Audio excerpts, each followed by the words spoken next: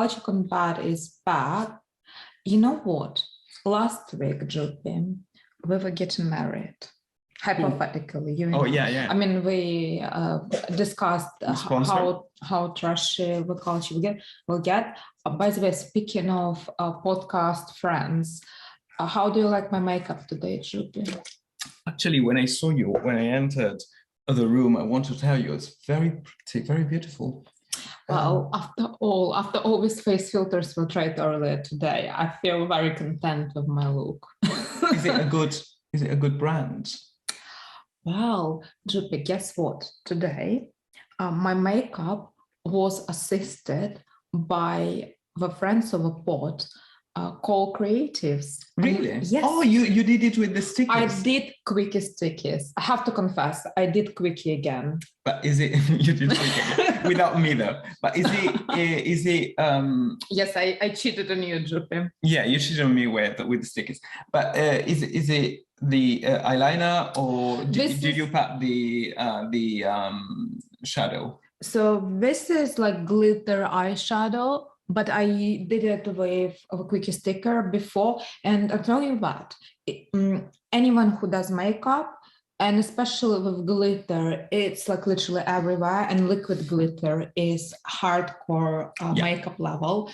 And I think I nailed it with quickie sticker. So shout out to Call Creatives for facilitating this gorgeous look today. I'm very pleased. Trishna will be happy about this, to see her children grow. Also, I saw she released new shapes with butterflies. Do you see that? I want to see you with that. Oh, well, next time.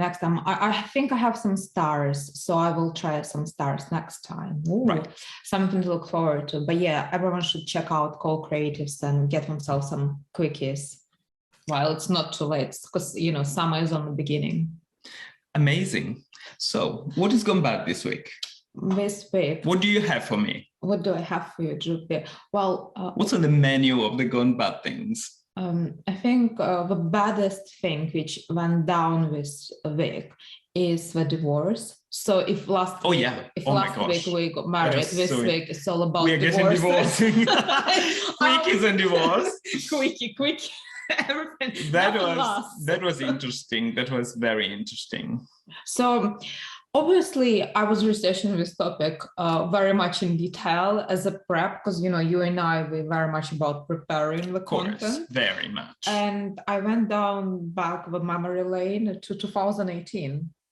Mm-hmm. This, you know how it all started, the divorce. This is when Amber Heard wrote an article in Washington Post about sort of being the bearer of Me Too movement. A survivor, that's the word. Now you survive everything. Yes. Survivor of anything, Well, now she's got a lot to survive. Well, she's got 10 millions to survive. But 15. 15? Okay, well, all right. Well, she wanted 100 or she wanted 50. Now she got to pay 15. You know, if you get too greedy, I guess this is the price of a third. The price of a third. Well, you know what? In Russia... It's so disgusting. Sorry, I had to say it. In Russia, we say the stingy person pays twice. That's a very good quote, which I am going to steal. Well, please do. Do. So it all started with that, but also, do you remember when she leaked the in the bathroom? No, unfortunately in the bed. But when she leaked the video to the press. Is it the one on Daily Mail? Yeah. So she gave, I don't remember whether it was on Daily Mail. So it was him getting crazy and she recording him. It all ended. But this time, the reason why it became so famous is because of the Me Too movement. So essentially,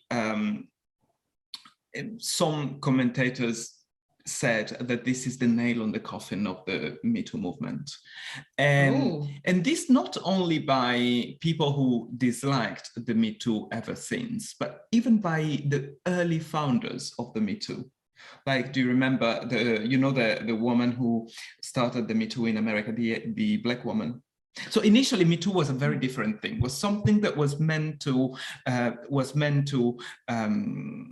be on the side of, you know, women who really struggle in their daily lives with abuse, like women who get abused at work, women who don't live in privilege. And then it, little by little, became a power weapon of the privileged women. And somehow they got the spotlight and the other ones faded in the background. And this woman, I'm going to find the name of the woman. She said that the Me Too movement changed beyond the recognition because it became used in this way as a power weapon as opposed to. And Amber Heard, she definitely tried to weaponize this and to say, okay, now the press is going to be on my side. Now I'm going to blow. And unfortunately, she was not. She lied repeatedly in the trial. That's the reason why she lost. I mean, wild. It's also quite ugly, right? When like people start getting all their personal stuff out in public. I don't know, it just gets more and more surreal as it evolves. Yeah, it's quite amazing. But I think what I really enjoyed was an article in Daily Mail with Johnny Depp. The next night after he won, he went and the title of the article said, Johnny Depp is out partying. And I was like, okay, well, what is he doing? Why shouldn't he party? No. I was like wondering, not that, I was like wondering, ask Daily Mail, they're giving the moral judgment to that. I was like, okay, well, where does Johnny Depp go out in London? And it was like, oh, here we go. Johnny Depp partying, and there's a signature under the image. Johnny Depp is living Royal Albert Hall. It was like wild night. But I mean, whatever he does is his own business. Even won the cause, he restored his image. It has been a winning situation for him from the point of view, you know, that he already said that he would give all the money to a charity that takes care of domestic abuse situations, which is an amazing move because he doesn't need any money. This is loads of money, and he can restore his reputation in the public sphere by giving things to charities, especially after Amber Heard. She said that she gave her money, her divorce money, to charities, and she never did. Really? That's one of the lies, was this, that they demonstrated that she said that she gave 7 million to charities entirely. She claimed it on TV, and they asked, and she said that she didn't give the money. So there were too many lies, and she was not being deemed, she has not been considered believable. Wow, how fascinating. Well, speaking of Johnny Depp, and you know, I heard what he actually, I don't know if it still runs true today, he had some financial difficulties because apparently he was spending a lot of money on wine, and at some time on wine. Yes, apparently a billionaire becoming poor because of wine. I read what he was spending too much money, but maybe it was some media hoax and not true. But regardless, you know, he's got this tattoo, Wine Forever. Mm-hmm. Well, speaking of Winona Ryder, and because you know this tattoo was actually changed because it was Winona Forever, and it does sound like Winona. You know, he used to date Winona Ryder when he was very young and incredibly attractive. I mean, he's a very good-looking man today, regardless. Anyway, so he's got this tattoo, Wine Forever, which was redone after the breakup. Very bad idea to all our listeners. Never tattoo anyone's name but your own. Yeah, no, exactly. That's why I always I never consider, I've got several tattoos, but none of my tattoos carry a meaning, because the deepest meaning in your life change.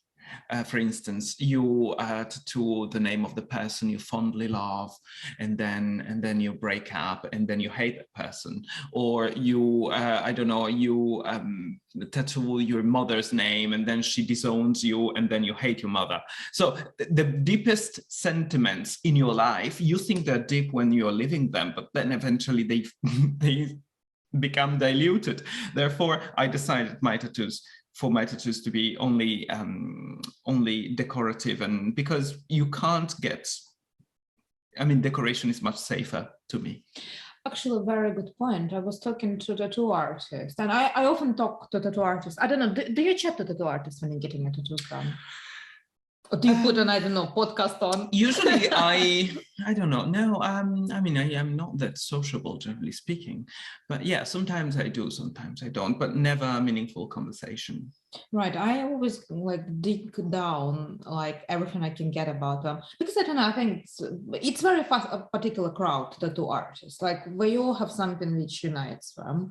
I think we all live on a brick, especially good ones. We live on a brick between being incredibly trashy and aesthetically profound. That's my view of a tattooing world, especially good ones. I think we managed to combine this very low quality and sort of low culture reference with very artistic meaning sometimes, not in the meaning like a personal meaning, but I mean more like as a resource. And when I was talking to the artist and I was like, so her body, one of the last one I was getting, her whole body is covered, and I was like, so do you have much meaning in all of you do? And she goes, no, it's all purely aesthetic. I just decorate my body. That's it. And I was like, yeah, this is actually a very healthy approach, because it's almost like, obviously you keep it for life, but hey ho, you can get product back and also keep it for life. Yeah, if you look but at it well. that's one of the reasons why I also don't think fashion should attach itself to deep meanings. No stock exchange? No. Not deep meaning. So the name, just to the name of the founder of the Me Too that I was mentioning, and she criticized this trial very much because it betrayed somehow the spirit of the Me Too, is called Tarana Burke. And she is the woman who many years ago, many years before it became a movement embraced by Hollywood, founded the movement under very different premises. Okay, sorry. Let's go back to the shallowness of tattoo world, tattoos. Of the tattoo world. No, I think tattoos are cool, and yeah, we don't necessarily need to have meaning. I think you know, the moment we put too much faith and meaning into anything, we become very dependent. And yes. I mean, didn't we reach postmodernity?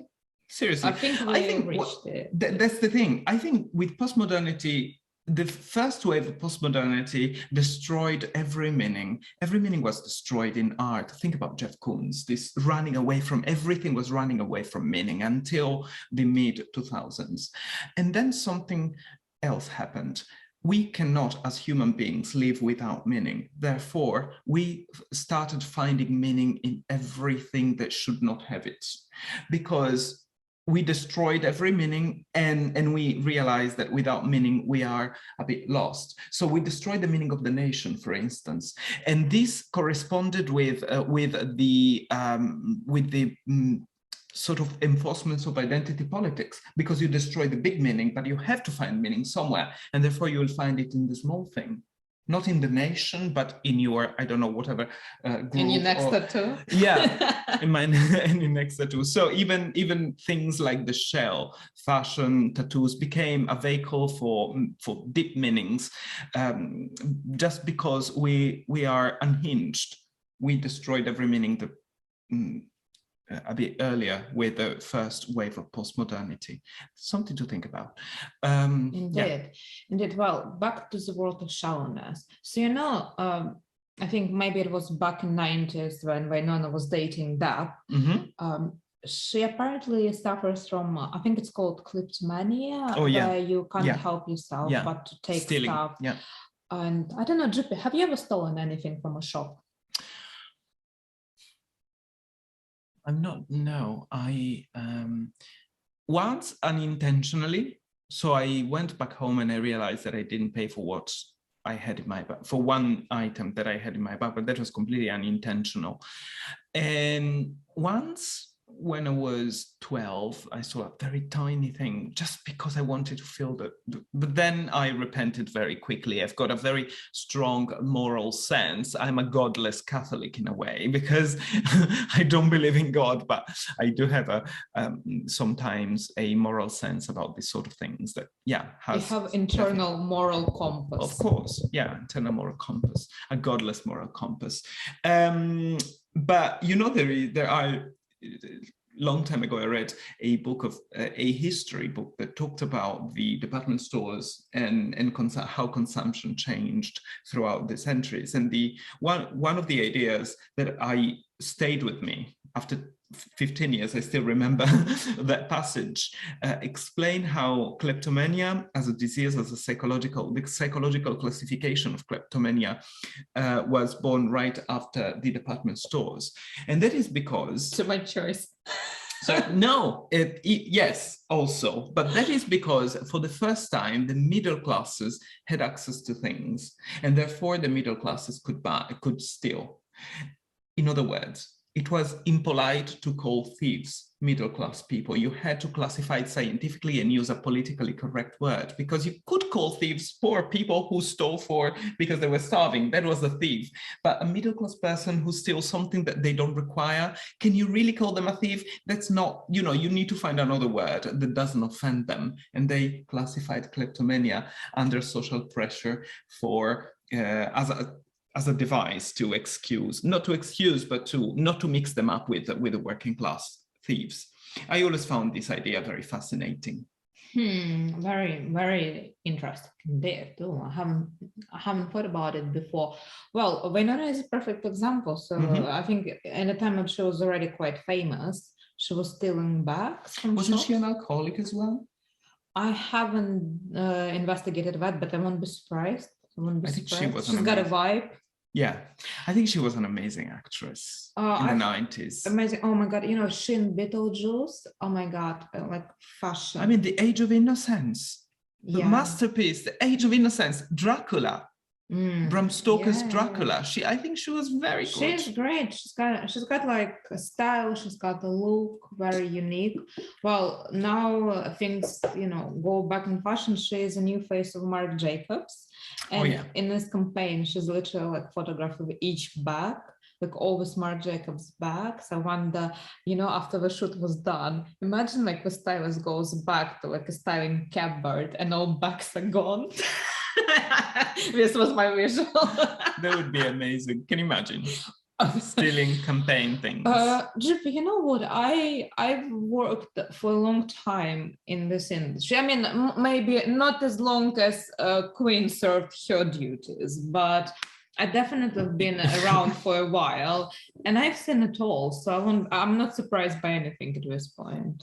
This industry and nothing in this world can, I think, surprise me at this point. I found the idea of choosing Winona Ryder for Marc Jacobs very interesting, because it's another jolt of the 90s. It's another deja vu. And Marc Jacobs was great until he left Louis Vuitton. Essentially, he was a prominent name in fashion. Now it's still prominent, but not so much anymore. I think now Marc Jacobs' makeup, I mean, his own makeup is quite prominent. He's dressing like granny. Sometimes look at his selfies. He's got this granny fashion vibes. Yeah, definitely. Well, I mean, another well-known granny, as I already mentioned, just celebrated her Jubilee. Yeah, indeed. So apparently she was not feeling particularly well for the service at St. Paul's, and she didn't attend. But all the royal family was there. For me, something which stood out, I don't know if you watched the video, when our Prime Minister Boris Johnson arrived, everyone started to boo him. Yeah. Wow, we're not in a particularly strong political moment. Yeah, I think his own party is resisting because they don't have an alternative yet. But as soon as they have an alternative, the party will say goodbye. Because he's been to be fair, we need also to be kind to Boris Johnson. He happened to be Prime Minister in a very difficult moment. And this is, so I'm saying he's got many faults, but there is also this to take in consideration. Any Prime Minister would have been ruined by COVID in a way. And to be frank, some of the things that Boris Johnson did were pretty supportive of the of society in terms of giving money, but they were not conservative. So he was not a Labour, but also was not a proper conservative in some moments. So he was criticized by his opponents and by his own party. So, and the taxes are raising, which is not a conservative policy. So it's, yeah, here's food, but we were not there for the news. We were there for history, and you should never conflate the news with history. And the Queen is history, isn't she? Yeah, she's. I'm a big fan of Queen Elizabeth. Yes. What makes you a fan, Joby? I think that the royal family and monarchy is a great thing in the European states in which it's still existing, and it provides stability to the country. So I don't think that, I mean, I'm talking about monarchies such as the British one, so not absolute monarchies, of course, but it does provide stability. And you have a woman who has been there, who has been grew up, or at least from some point in her youth was programmed to be queen, and she has never put herself and her own personal feelings and instances before the role she was playing. She was always embodying the country, never herself. And this is something that the country desperately, that gives great stability to the country. Furthermore, she's been there consulting prime ministers every week for 70 years. What does this mean?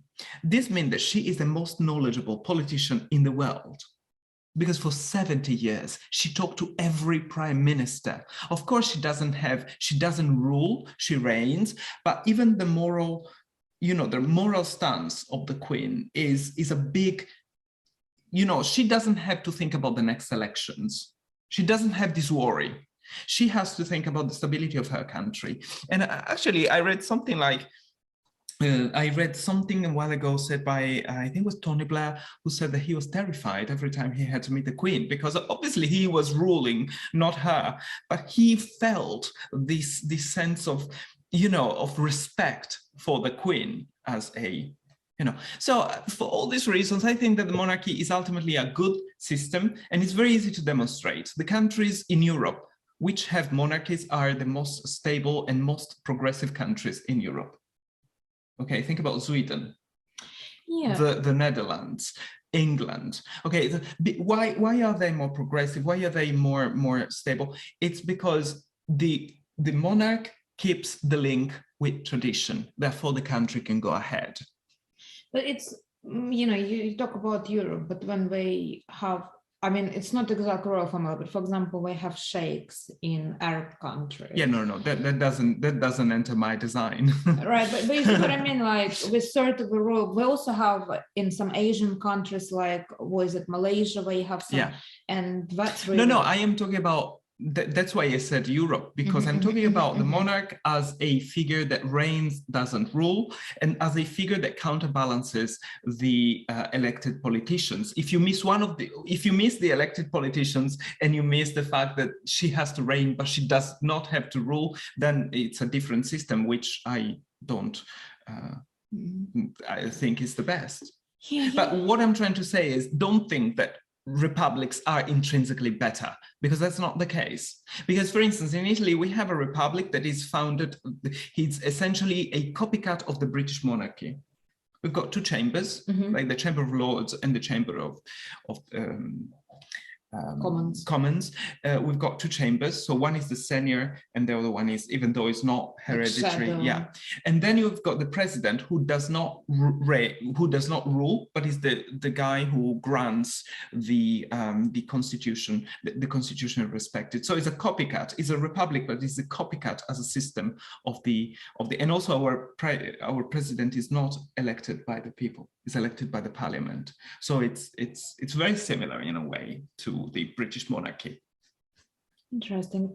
For me, British monarchy, I find it very much symbolic.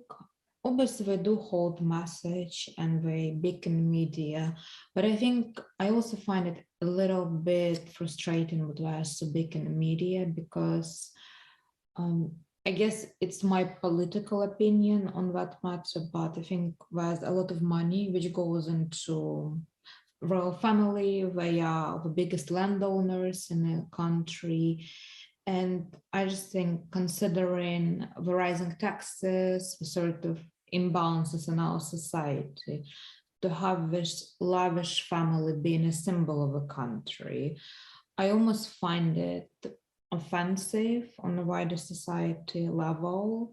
And I find this whole Jubilee to be very difficult to accept sort of celebration, because I don't find it appropriate considering how many people are struggling to pay via bills. But however, that's exactly one of the reasons why the royal family exists, because first of all, they are the biggest landowners, which is true. And also not everything that they have is paid by the taxes. A lot is paid by their own private properties. So there's that's another element. Now, when the Queen wanted to shrink the royal family, she was criticized because she automatically had to exclude whoever was not in a direct line of succession, such as Harry and Meghan, and they were criticizing for restricting, for making a slimmer royal family. But then they are criticized if they don't do it because they are spending money. So this is already something. I think the Jubilee that you're talking about is not a display of wealth. It's something that has two purposes that to me are essential in a country like the UK. First of all, it unites the country. Okay, it's a symbol for the entire country, and God knows how desperately the country needs a unifying symbol. Oh, I know it very well, considering, you know, where I come from right now. The whole identity of Russia right now in national level holds on the unifying power of Putin. Exactly. So the country needs these moments of collective joy and people coming together and under a single. So you're not worshiping the person, you're worshiping, as you said, the symbol, but symbols are fundamental to create a unity. And the second thing is, this Jubilee moved, and generally speaking, the royal family attracts so much money to the UK in terms of tourism, in terms of, mainly in terms of tourism. It creates relationships. The Commonwealth is I think it's something precious to England, because it creates an umbrella where different countries can somehow have something in common and speak to each other. Okay, it's not the old idea of the empire where one it reigns and the other listens. Every state is independent, but they are united by a symbol. So I do think that symbols are something that cultures, because cultures require symbols, and if it's not the Queen, they're going to find it somewhere else. And you may find it in places that are more dangerous. Think about Putin. No, you're absolutely right. I get it. I always am. I mean, we're not gonna argue with that. No, look, yeah, absolutely. Culture is very much dependent on symbols. I think the whole world is full of symbols and narratives. That's how we cannot do anything in this world. We agree on some narratives, but I think, you know, I'm still very ambivalent towards the royal family.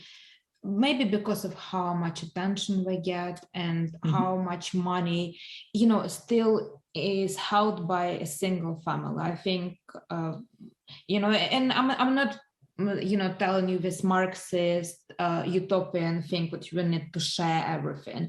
I just think too much focus on individuals who happen to inherit this. Rather, I think we should have a wider spectrum of people and wider conversation. To me, the problem, I agree on the fact that the royal family, especially certain fringes of the royal family, should not attract too much attention and create too many scandals. But this is not, this is compatible in a way with what you say, but it doesn't discount the royal family. That's not the problem. The problem is not the royal family. The problem is Prince Andrew. So what I'm trying to say is, if you behave like the Queen, you disappear behind your existing as a symbol. Okay, if you disappear behind your symbol and behind your role, then you are entitled to have that support and that money. The problem is when you conflate the role you have with who you are as an individual. And this is the problem that I saw with Diana, with Meghan Markle, and with Sarah Ferguson, with all the members of the royal family who were eventually criticized. The problem is that they conflated who they were and their personal individual instances with the role they were fulfilling. And that's the reason why I appreciate Kate Middleton so much, because she was able to never show her individuality and to always show the symbol. That's what... She was able to leave her catwalking in knickers days at uni behind. Oh my gosh, do you remember that? Yeah. That's so funny. So to me, Lacan says there is a quote by Lacan, which I find very precious, which he says, if a fool says he's a king, thinks he's a king, no, if a normal person thinks they're kings, they are a fool. But if a king thinks he is a king, he's equally a fool. What does this mean? That even when you fulfill the symbolic space of the king, of the monarch, you should never think of yourself intrinsically as a monarch. You are only a monarch insofar as you're sitting on that throne. It's not something in your DNA, it's something that you are fulfilling for the country. Okay, so obviously Lacan was saying this to explain the conflation between the symbolic identity of humans with their actual social identity. But I think it does apply to the queen never thought she was intrinsically a queen. She always fulfilled the role of the queen. Whereas with Diana, Meghan Markle, etc., they thought they could be individuals. They could make their own choices because they were above the role they were fulfilling. So I think the moment in which you bow to your role and you perform a duty for the country, you should have inherit properties. That's the price of the state, really. The problem is indeed when they put themselves, like Prince Andrew did, they think of themselves as, intrinsically princely, and they are not. Interesting. But I appreciate the symbolic value. I get where it holds the nation. I mean, would it be cool to have the Romanovs? Because you ended up having Stalin and Lenin. Stalin and Putin. You ended up having monarchs anyway. Yeah, I mean, the irony is Putin is not that far off, and exactly. Yeah, I mean, you know what? I will quote some iconic TV series in terms of politics. Like, I'm going to jump a little bit more into politics. I don't know why I was reminiscent of Sex and the City, I guess we all have a nostalgic moment, especially with fashion. And I remember Samantha, who is probably my favorite character. Everybody's favorites. Well, you see, nothing special here. And I remember she was at some event, I think it was a political event indeed, and she was asked, like, do you support Republicans or Democrats? And she goes, I don't believe in political parties, I only believe in parties. Tell me, have you ever felt an urge to destroy a work of art? Or maybe you ever contemplated it?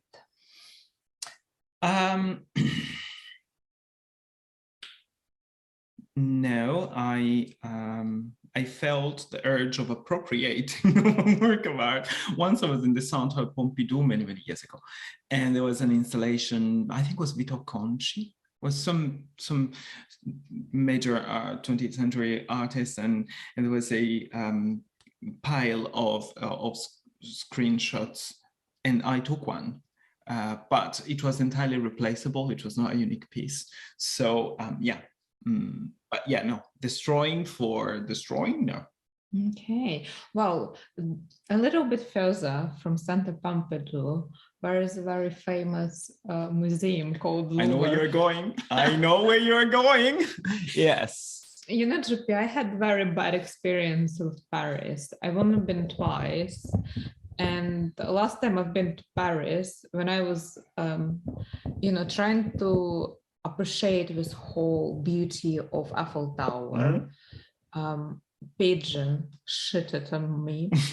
And I was standing, I don't know, I never bonded with Paris. And I was like, no, I got to try to embrace it. And in the moment when I was trying to really embrace it, massive pile of shit is sliding down my face, hair, and everything.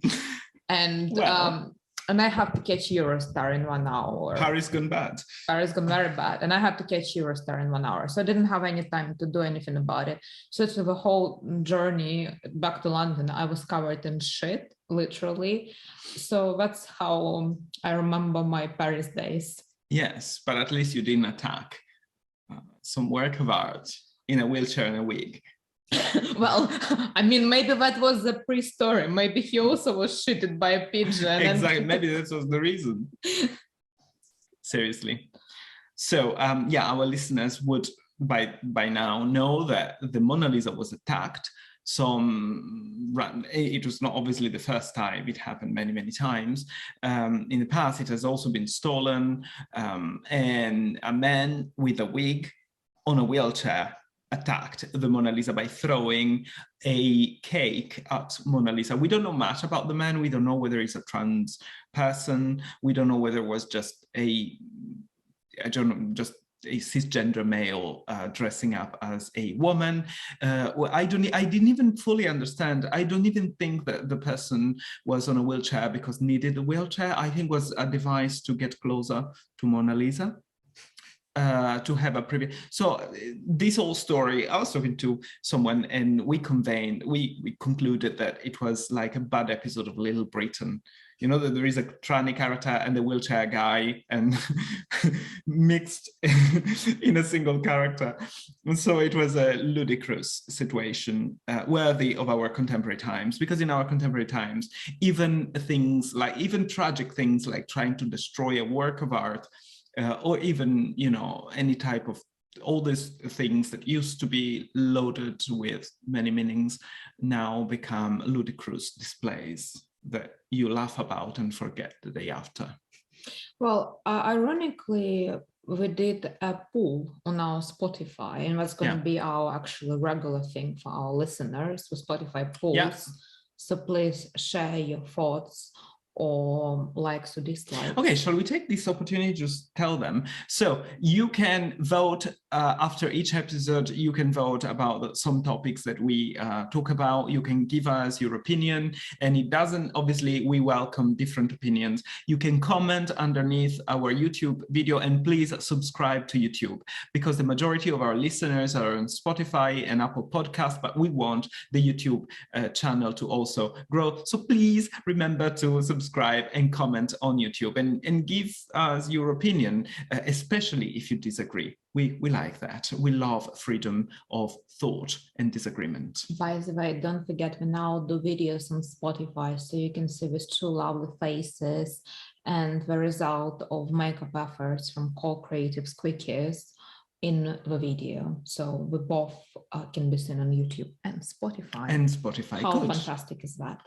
This is going to cannibalize our YouTube channel even more. It's going to grow even less. You never know. Sometimes the competition brings sort of a prosperity to unexpected circumstances. You never know. Yeah.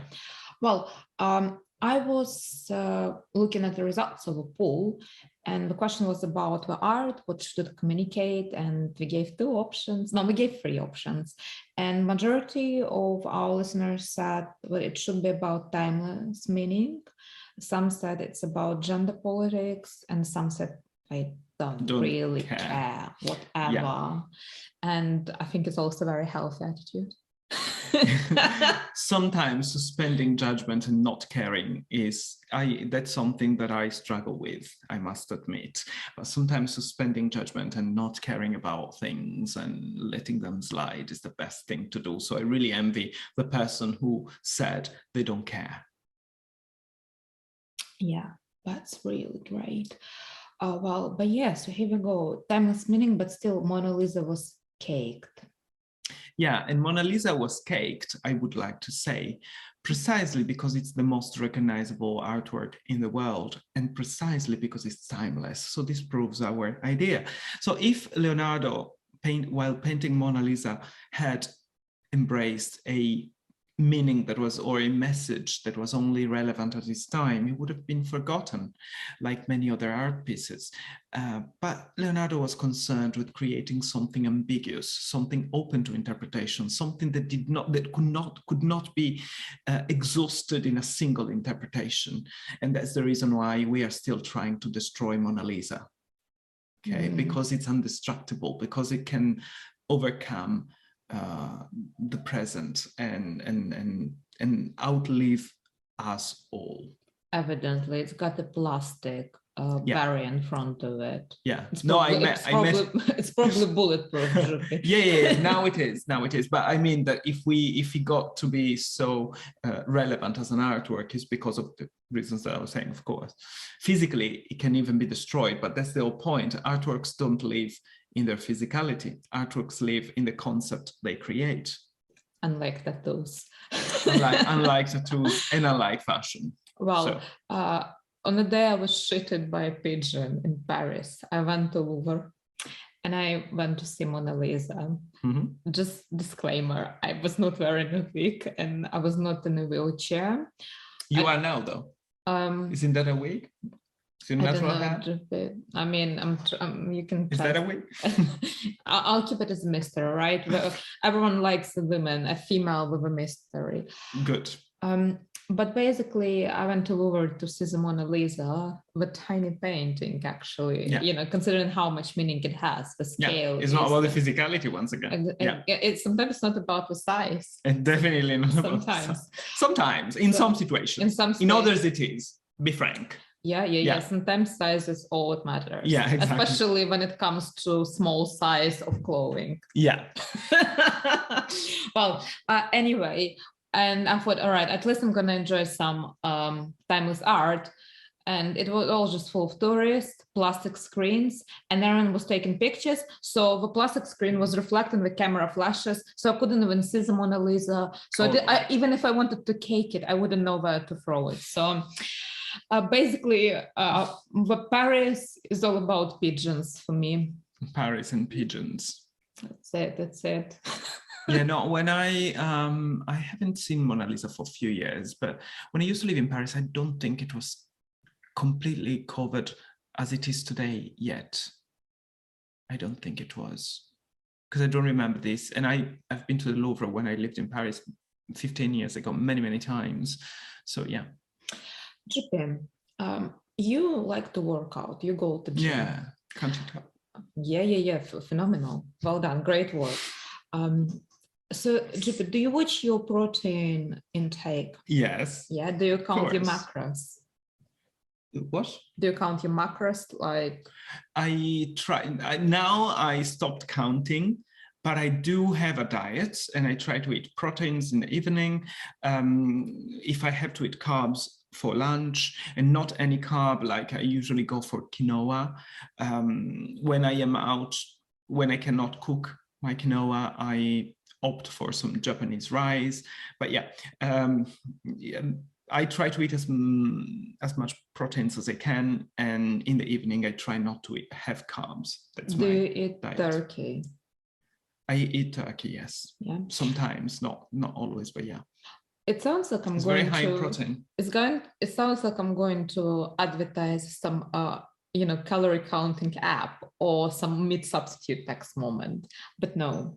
I was reading news, and something which sounds similar to turkey, the protein bird, what we eat for Thanksgiving. Americans eat for Thanksgiving, but we say never, but we will find ourselves next. But apparently country Turkey is going through rebranding. Have you heard? No. No. So essentially, I think there is a big economic slump in Turkey. I mean, surprise, it's happening everywhere in the world. But they're really trying to attract tourism and increase sort of a brand equity on the market. And we're doing a country rebranding. So Turkey now has official name, which is, maybe I mispronounce it, but I think the correct way to say this, Türkiye. So essentially, we say there have been bad associations with the bird. Are they trying to disassociate from the bird? Exactly. Okay. That's weird. I found it hilarious. I think this is very, very funny. It reminds me in the West, especially at some point, some feminists who were not very, very probably educated or I don't know, proposed a few years ago, to change words like mankind into humankind, claiming that something that linguistically speaking doesn't make any sense. The fact that you have the word men for like chairman, for instance, prevents women from wanting to become chairman because they're women, and it contains the word man, right? And you associate the word with the gender. The problem is that the root of the word men, as in mankind, for instance, does not come from men as males, comes from a Germanic word, which means person. So it's not gendered at all. It's a word that initially does not have any gender connotation, but they are changing a word for a meaning that the word never had. So it seems like I don't know if the bird turkey comes from the country Turkey. However, it's very weird that an entire country wants to change name because of the bird. Like, it seems to me, I don't know. Just not very juicy meat, that's all, you know. Yeah, also it's such a, because even Persia became Iran, and after the Ayatollahs, you know, destroyed the Persian empire, but the kingdom, but the reasons were different. Okay, and I'm not saying I think it's a good thing that they changed it, Iran, but the reasons were different. But political reasons were deep reasons, not branding reasons. But this seems to me something, I don't know. Well, fascinating. I mean, yes, next time. You're going to Turkey, right? I'm going to Turkey, yeah. To Turkey. It's a beautiful country. I've been, and it's a beautiful, beautiful country. You really get I mean, it's a grand place to go to. I shall report, and let's hope Turkeys don't shit on me. Well, then the Turkish fly. Also, when we see me, we, you know, such an opportunity to do Amber Hearst. Oh my god. Oh my gosh. This episode's been defecation heavy. Yeah, exactly. From Amber Heard to pigeons and turkeys, defecation through and through. Good. Well, you know, speaking of visiting foreign countries, a very interesting thing happened. So, you know, one of the biggest K-pop bands, I don't know, Jupa, do you listen to K-pop? I do not, certainly do not. I know what it is. I know of it, but I hardly listen to music in general, but especially, you know, K-pop is not my thing. Well, I'm not 12. And I don't look 12 either, so.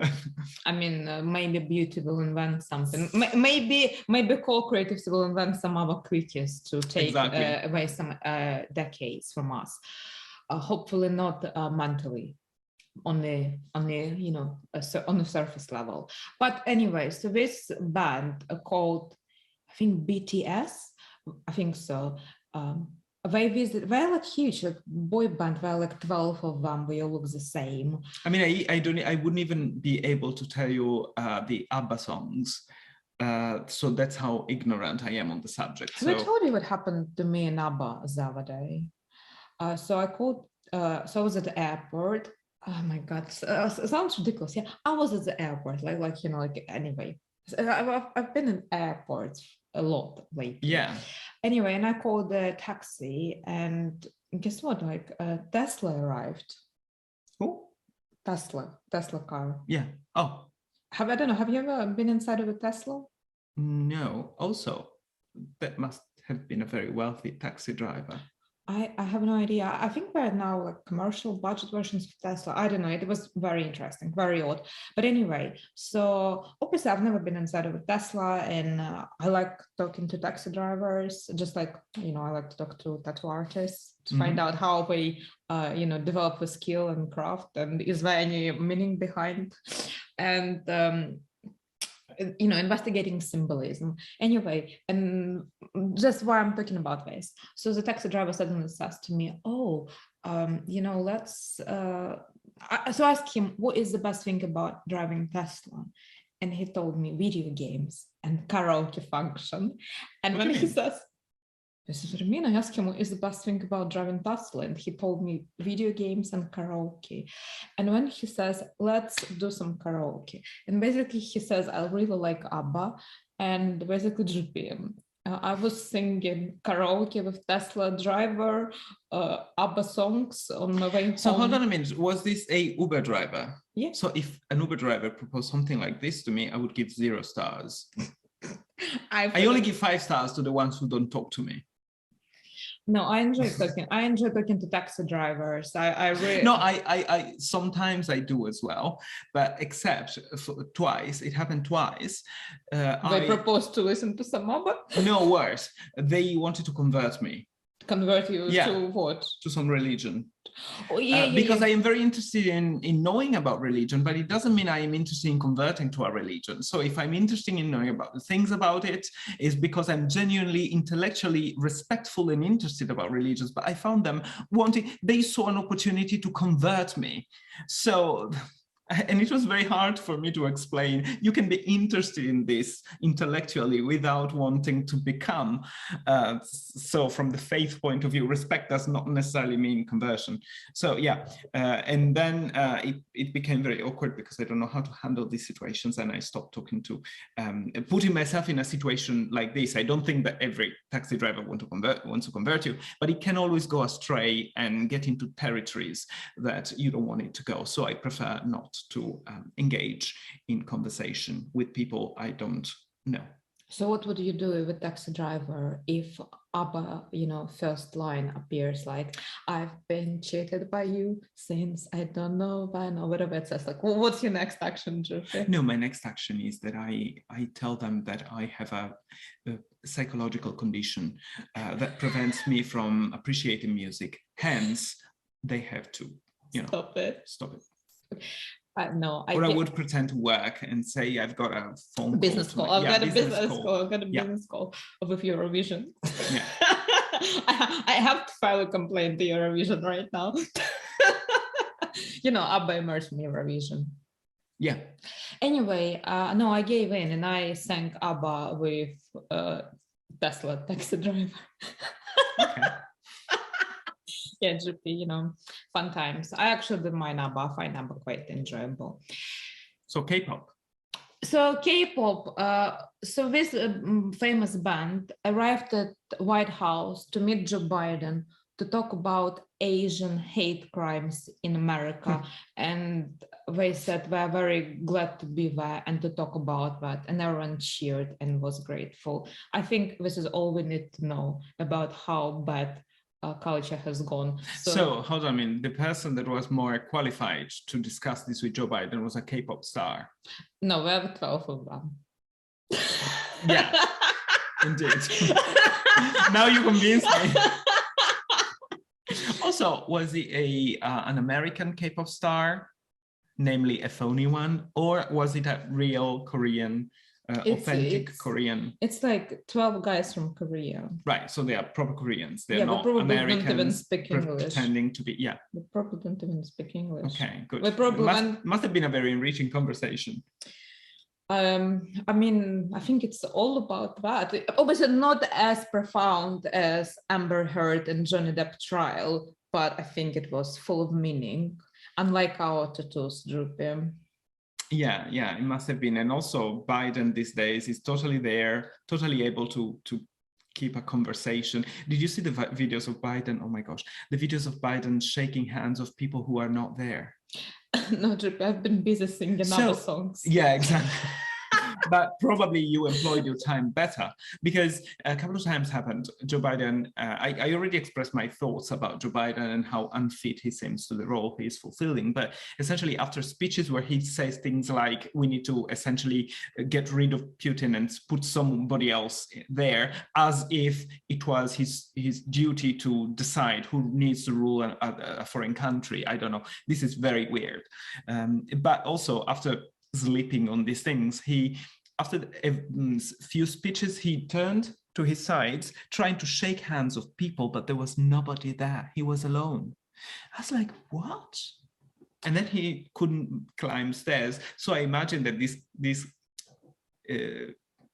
K-pop stars how the conversation went. I think, I don't know, all I read, fans were very happy and everyone was very happy and the awareness was raised. and everything is great and the world is going to get better. I don't know. The only reason I want to go to Korea as soon as possible because the culture is extremely fascinating to me, but also because they've got some of the best plastic surgeons in the world. So much respect. Well, Drippy, do you think you need to get extra eyelid? Extra eyelid? You know, double eyelid surgery is the most popular one. Oh yeah, no. But they are good in every respect. No, I want to get some. Well, Drippy, maybe we should go to South Korea together, report from there. It would be amazing. Maybe do some plastic surgery. And I love their food as well. I don't know, talk to some K-pop singers about Asian hate crimes in America. And when I'm very keen to go to North Korea for, you know, tourist experience to see all the best of both worlds. Yes, exactly. And Kim. And Kim and his amazing haircut, his fashion sense, almost like Roman priest. Yeah. I saw a video of a parade where everyone is wearing a mask because now there is a massive outbreak of coronavirus in Korea and they've got no protection because they didn't vaccinate anyone. And he's the only one without a mask and everybody else is wearing a mask. Yeah, and maybe we can go to a restaurant and eat some grasshoppers protein, which are not threatening Turkey. Communist equality where somebody is equal and somebody is not. And then, yeah. As long as we're not wearing any denim, we will be okay. Why is that? Did he ban denim? I think it's a symbol of Western democracy. West. We got to keep it together. Yeah, I mean, he's not wrong. It is because denim is the single most important contribution of the American fashion industry to fashion. So therefore, I think, in a way, he's right. I think Prada is the most suitable choice for North Korea. Yeah, utilitarian nylon. Prada, let's face it. We sometimes have criticized Prada for some little things, but let's face it, Prada is the best for anyone. Any occasion. Prada applies to every situation, any situation. I mean, when in doubt, go Prada. When in doubt, go Prada. Yes. Yeah, regardless of your situation. Yes, because Miuccia doesn't rule, but she certainly reigns on fashion. Fantastic. Well, on this note, which shows us that there are still positive expressions in our culture, any final thoughts, Drippy? No, really, no. But the times are looking very promising in terms of things gone bad to discuss. So stay tuned and subscribe. Follow us and comment and give us your feedback on Spotify and YouTube. Exactly. Till next time, culture gone bad. Till next time.